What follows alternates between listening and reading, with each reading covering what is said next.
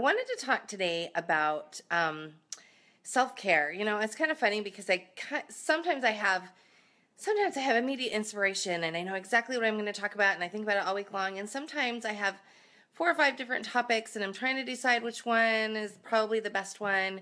And then something like tips it over the edge and I go, oh, that's what I need to talk about.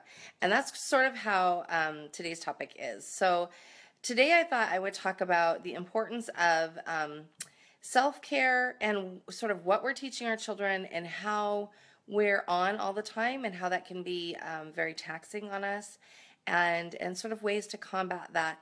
And I want you to hear me out because I know I'm going to say some things that people are going to be like, you know what, I just can't do that. That lady is crazy. It's just not going to work for me. But I want you to hear out everything that I have to say, and then I want you to sort of take it to your own prayer and meditation and figure out whether or not, maybe everything I'm saying isn't going to totally work for you, but be open to what does work for you. Be open to where you can get inspiration and really be listening, not just to me, but listening to inspiration from the Spirit, because so much of like everything that I do comes from, I don't have an answer to this. I'm going to take it to God. Whatever your pronoun for that is, put it there. Source, universe, any, spirit, the great spaghetti bowl. I don't know. Whatever it is that you really feel like, you connect with. That's where I'm talking about when I'm talking about sort of connecting and getting inspiration. So, I think that that's really the best way to sort of get centered. You can call it your higher self, your God self, your God realized self. I call it that all the time. This personal space of where I'm not just thinking with my ego self. I'm sort of taking a step in and going, okay, I need some help fixing this. This is something that I see needs some work. And it might take some humbling on my part on how that's going to happen. It might take me asking for help on how that's going to happen, or me really looking at something different. But it's that space, that quiet space where you can get and really, really think about what's going on with you. So with regards to self-care, homeschooling moms it's homeschooling in general. Okay, let me back up. Being a mom, you need self-care. Being a homeschool mom, you need self-care.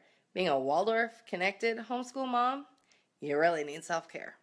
You really have to take the time to figure out where you're going to find that and get it. Now, my prescription, like I said, is probably one that a lot of moms are going to be like, I just can't do that. So I say, and it's not just me, it's actually, there's Steiner backup, Steiner perspective, the sleep before midnight counts as double.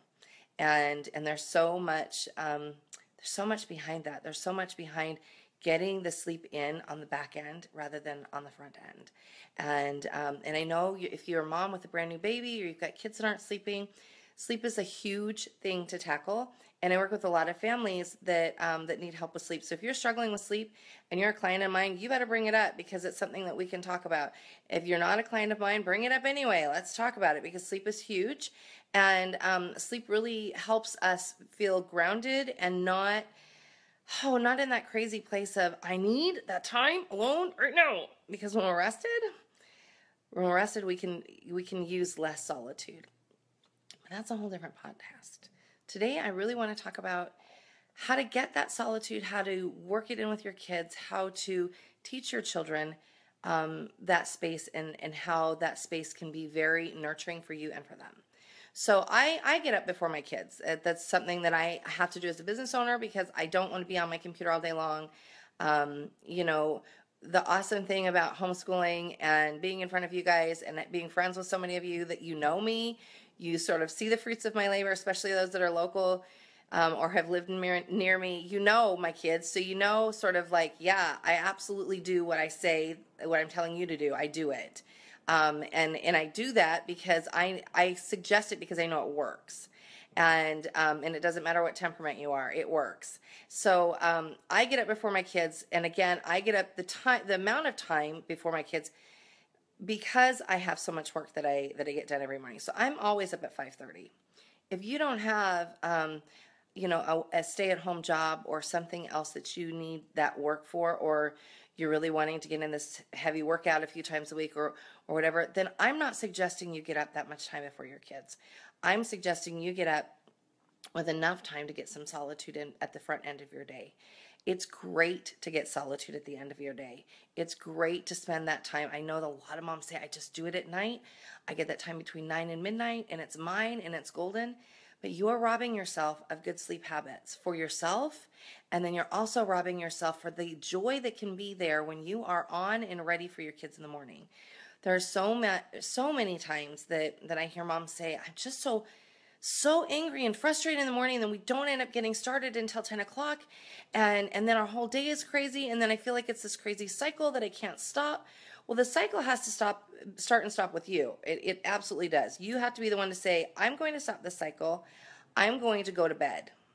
When you go to bed and you get that sleep in that you need, so you are rested and you are ready to meet them the next morning, even if you only get 15 to 20 minutes of solitude time in the morning, it is, I'm telling you, it is 10 times better than the 3 hours you're getting at night. I'm telling you, it is. And if you don't believe me, try it for a month. Don't just try it for 2 days, a month. Try it for an entire month and tell me that you're not getting benefit from getting up before your kids. And again, there are some times, like when you have a newborn. I have 5 kids, so I've been down this road a long time. I know what it's like. I know what it's like to be exhausted from being in the newborn haze. And so there's going to be times when, yeah, you just can't muster that getting up. And I get moms say, but I get up and then they follow me out, and then everybody's up at 5 and I just can't get anything done. Okay, so don't do that. So I spent most of my years getting up before my kids. I would say like most of them, like almost all of the curriculum that was written in bed. So my laptop was tucked under the bed, and I would get up and go potty and come back and nurse anybody back to sleep that needed to be nursed back to sleep, get them all settled down, and then I would sit up in bed and I would open my computer and I would start writing. That is where most of the Waldorf Essentials curriculum was written. At least the first editions, especially all of the first editions were written there. All of them, because I always had a child that was nursing next to me, and then somebody woke up, I could stop, I could set the computer down, could nurse them back to sleep, and I could pick the computer back up and keep going. And then when I wasn't working on a book, or didn't have business stuff that needed to be done, I could do my school planning from that spot. I could get my emails answered from that spot. I could listen to podcasts on my phone. I remember when the first smartphones came out, and I was like, what? This is amazing. And so I could get everything done right there in bed. I didn't even have to get my computer out. And so that was an amazing thing. I sleep with my smartphone is on my nightstand. So, and I have a great alarm that's not very loud. It's like guitar music. Thank you, Samsung. It's beautiful and quiet, so the children wouldn't be freaked out if they heard it. Eleanor, on the other hand, I had to tell her, because we moved into this house, and it's teeny, and the kids are all sharing. And I said, dear, you cannot wake up to Welcome to New York from Taylor Swift at 5:30 in the morning. She has a class that she goes to, and so now I wake her up. And she's like, Mom, I want to wake up at 5:52, because she knows it takes her like 8 minutes to get everything she needs to get together for her class that she goes to, because she just goes in her pajamas. But anyway, so I would say find an alarm that is quiet, that is not really going to wake them up, but it wakes you up, that it's enough. And like I said, mine's some guitar alarm that's provided on my Samsung phone. So find something like that will wake you up, but won't wake everybody else up. Sit up in bed. And if your husband has to get up and go to work early, ask him to bring you, a cup of tea or something, so that you can stay right there and get your stuff done. Get that solitude. We have this idea about solitude that it has to be like, it has to be us curled up on a couch with a book, or it has to be us completely alone. And when we're moms that are sort of in the trenches and even beyond, because, my kids, a lot of what my kids do now, because my youngest is 5, is pretty self-contained.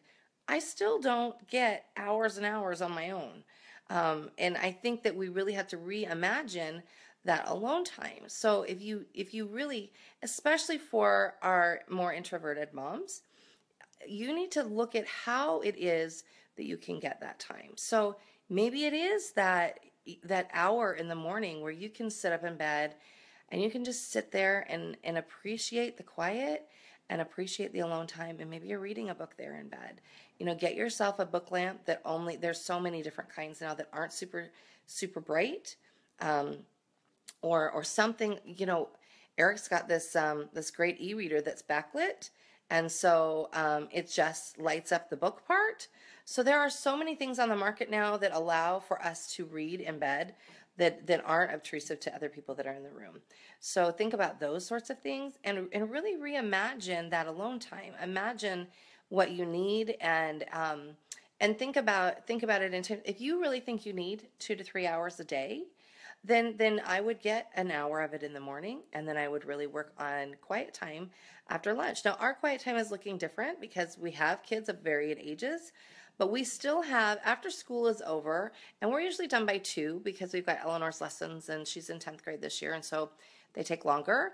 But we're usually done by 2, and we eat lunch, so it's about 2:30 or so. And then we have probably a good 30 minutes to an hour, if we don't have to be somewhere, generally where everybody sort of scatters.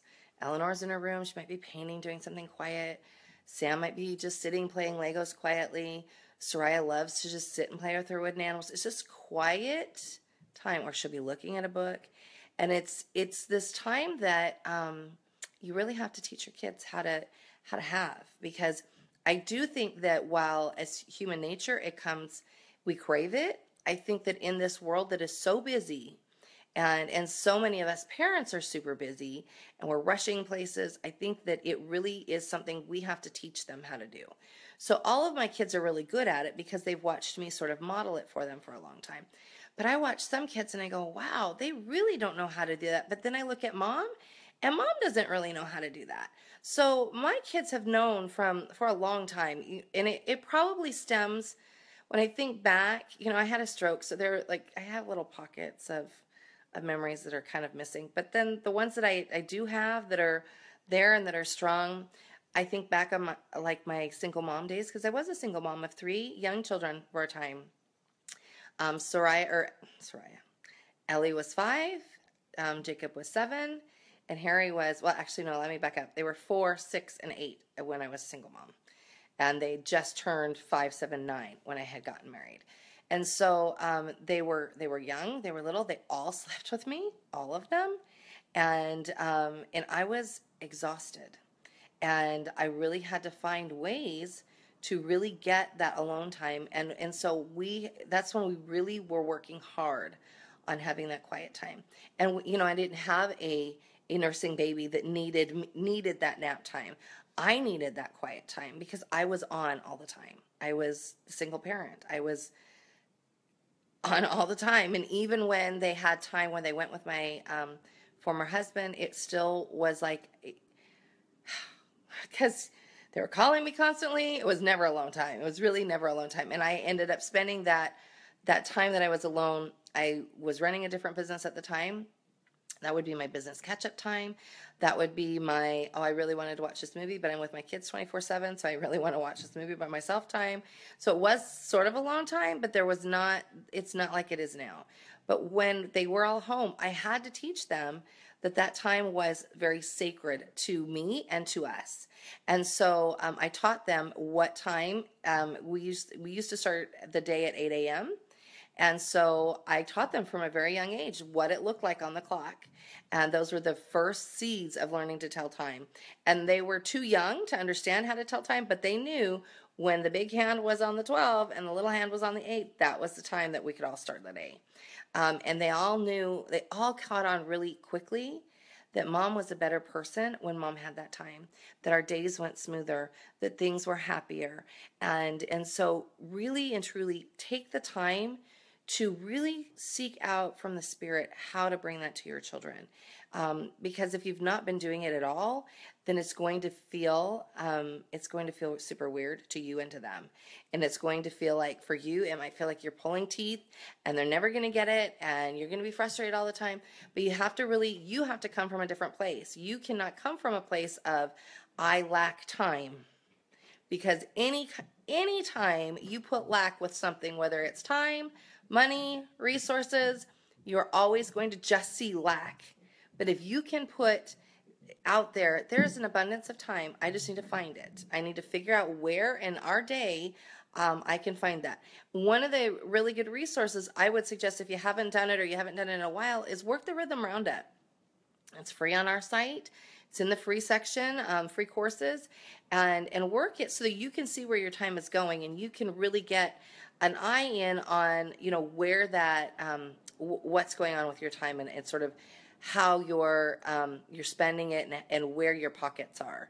I would say that if I did it now for myself, I do it about once a year on my own, just because I want to get a good checkup on my rhythm. I would say that right now my pockets of time, while they're few because we're super busy, my pockets of time are, there's a little bit of time at night, and I have a little bit of extra time in the morning that I take, and so I could find those pockets of time even within my schedule, and I'm super busy. So I know that if you could do the Rhythm Roundup, or just, if you don't want to do the Rhythm Roundup, just keep strict track of your schedule and every single thing you do for a week, and look at it then, and go, this is where my pockets are. Now I'm going to share something really big for us that really, I'm a huge stickler on rhythm, and my kids started karate. Ellie and Samuel. I have too many children.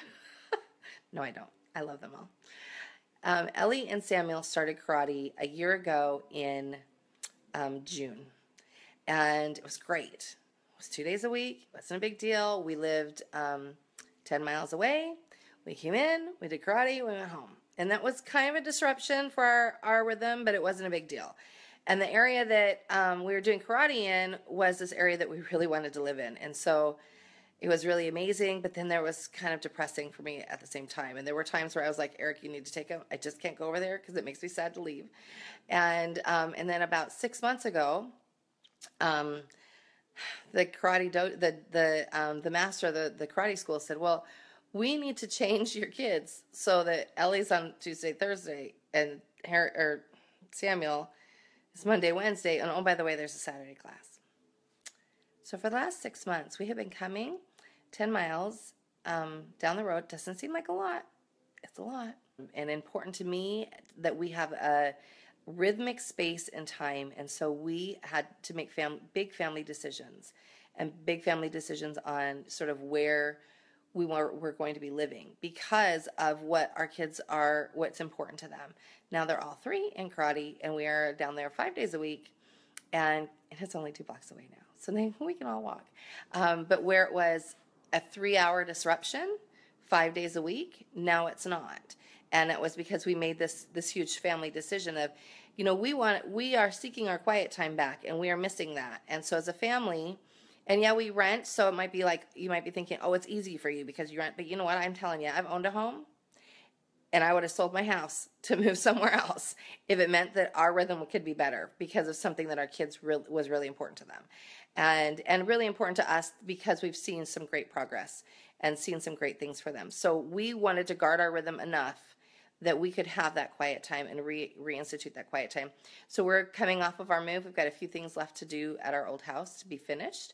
But we've already seen the fruits of this. We've already seen now we have 2 hours in the afternoon that's quiet every day. It's amazing. And instead of rushing all around. So really look at your schedule and your rhythm. If you're really craving that quiet time, what is it that you're doing with your time during the day? Because we all have the same amount of time, and it's just about how we're spending it. So really look at how you're spending it and what you're doing. So Jenny says, I have 3 in dance, an hour away, 2 days a week. Jenny, sounds like you need to move an hour away. I am serious about that. If it's something that your family is serious about and it's something your kids are good at, and I know in the Waldorf world we don't talk about that a whole lot. We don't talk about, because there's sort of some taboo subjects, but I'm telling you, especially when in the homeschool world, I think you have to really think about what activities your kids are in. And I could not be happier with what our activities our kids are in. That's all they do. They do karate and they do church activities, and that's it, because they know that for our family, that's our limit, and they're happy that way. and we get to do a lot of other fun things that other kids don't get to do. And so I do think that your kid, if that's important to you, your kids will understand, and your kids will realize, hey, this is what keeps our family going well. Even the younger ones can understand that.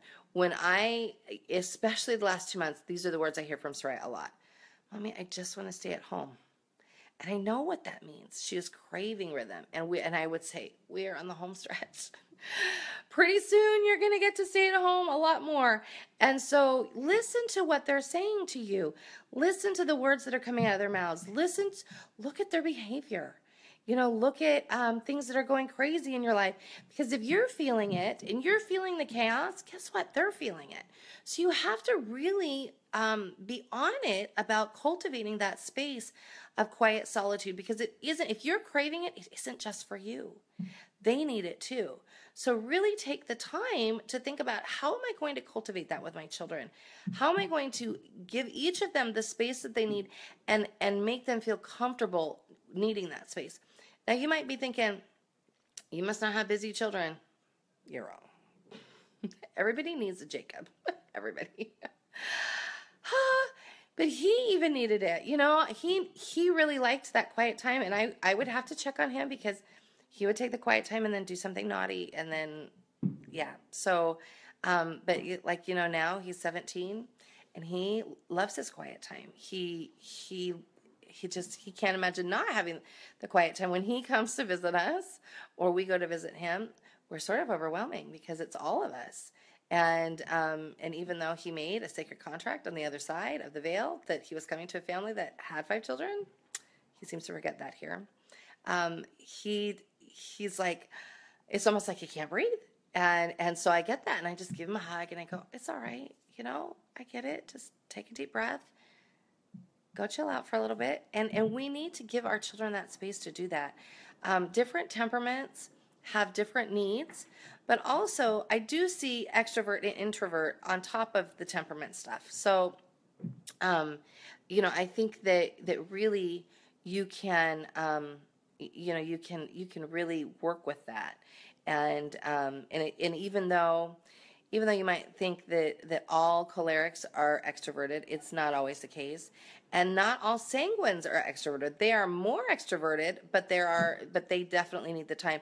And I really think that extroverts need the time, but they won't often take it for themselves.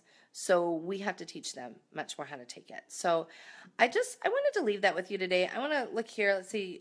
Jennifer says, I'm thinking I need to keep track daily on a regular basis. I think so. I think that when I would do it, if you're struggling with that, and you need you're asking for like accountability and reflection, I think that that you definitely could utilize that for sort of a long-term thing. So print off a bunch of those and keep a bunch of those rhythm trackers and keep them. And we have those on our site in the Rhythm Roundup if you don't know what I'm talking about. But print them out and keep them in your weekly plan, and maybe once a month, especially if you're feeling like you need a checkup more often, or you're feeling like you're just not getting it in and you're trying to figure out where that time's going, definitely take a look at it. Like I said, I do it about once a year, but when we're doing any kind of major transition and I'm trying to figure out where the time is going, I'll do it there too, because I do think it's definitely important. It's kind of like vitamins for me. You might not see the original or the initial benefit from it, but when you can really track it, then you can see what's going on. So vitamins for the soul.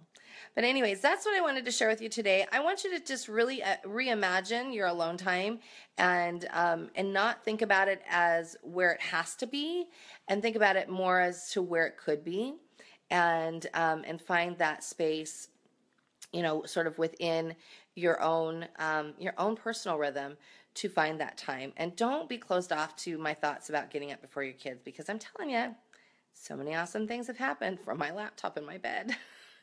So many awesome things. I've talked to a lot of you from my laptop in my bed. So, take the time today to think about it. And if you have any questions, drop me a note. And if you have things that you want me to talk about that I haven't talked about, drop me a note for that too. I am always open to more things. So anyway, I love you all. I hope you have a wonderful day. Bye now.